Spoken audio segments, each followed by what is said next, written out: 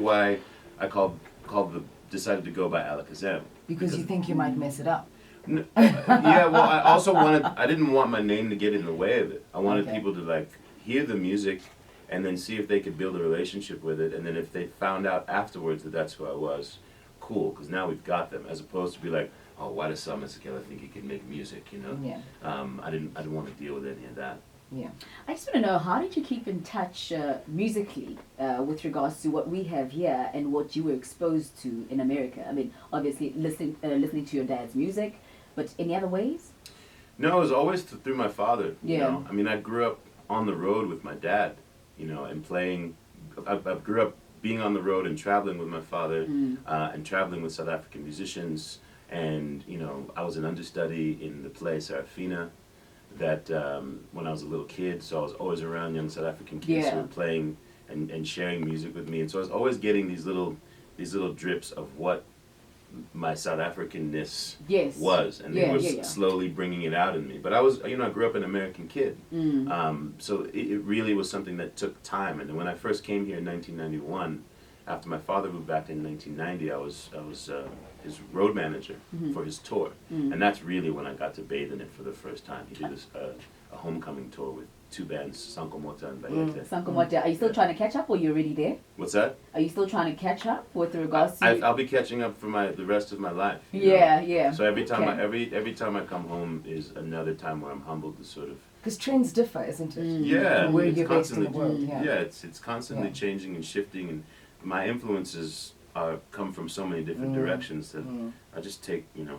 little bits from here and there. And So you're enjoy more it. than just the music, you have a heart as well. I see that you're a part of, you also serve on the advisory boards of the Lunchbox Fund, and that's a non-profit organization which provides daily meals to students of township schools in the south of Joburg. Yeah, and I started a foundation called Stoked, a mentoring organization for at-risk kids in the States, in New York and Los Angeles, Yeah. to give them an opportunity just through learning life principles and things that you don't get if you don't have a stable home. You Is know, it? Yeah. It's nice. self-esteem, you know, the ability to communicate and take chances, you know, falling down and getting back up. All those little things Life texturally orientation. that, you know, can make the difference in a kid believing in himself and knowing like, hey, no one has what I have to give. I think that's the thing that kids are missing in general. They spend so much time looking at what everyone else has. It's hard to sort of stop and be like, oh, wait a minute.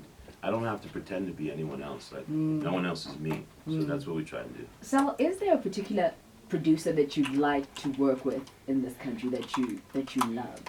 Because I just got a tweet from someone, and before I tell you who it is, Well, I just want to know, is there anyone in particular? Spoke Matambo did a remix for a song on my first album called "It's Not You, It's Here," I like that spook character. and interesting. he's cool. And I've actually been building a really cool relationship with Black Coffee. He just Yay. tweeted us now! Yes. My guy, my guy. So Black Coffee says, please say hi to Sal. Hey, Oh, really? So, yeah, have you guys gone to studio? we Working haven't on gone to the anything? studio, but we're cooking up some ideas. I think that Great. he just recently said, "Hey, I'm down. Let's make something happen." We met on a plane. Oh, Isn't it weird I how, was- how things and people just are placed? On a red eye. Yeah. From New York to Los Angeles. And I had really just started to really deep dive into his music over the course of the last year. Yeah. And I was just, man, this guy's amazing. And I look up, I'm sitting down, I look up, And and he's he's there. standing in line to get on the Wow. plane. And I just tap him, and I was like, hey, Masekela. And he looked at me like, what?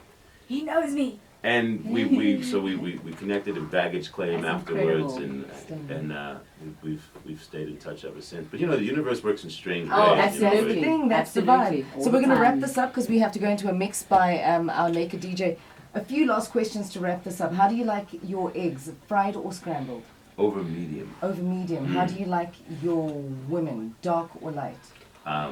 Powerful and strong, shade does not matter. How do you like their hair, like your dad or anti your dad? Hey, I hey, knew hey, that hey, was hey, going hey, there, Why are you trying you to throw me into national conflict? Okay, scrap that one. How do you like your toast? Do you like it, what do they call that toaster, that sandwich toaster or pop-up toaster? I like the pop-up toaster. Tea or coffee? Coffee. Black. Coffee black. Mm. Ah, there we Well, go. like Black coffee. coffee. Yay. Sub-mentioned. Thank you so much for awesome. joining us today. Thank We you so much for appreciate having that, me.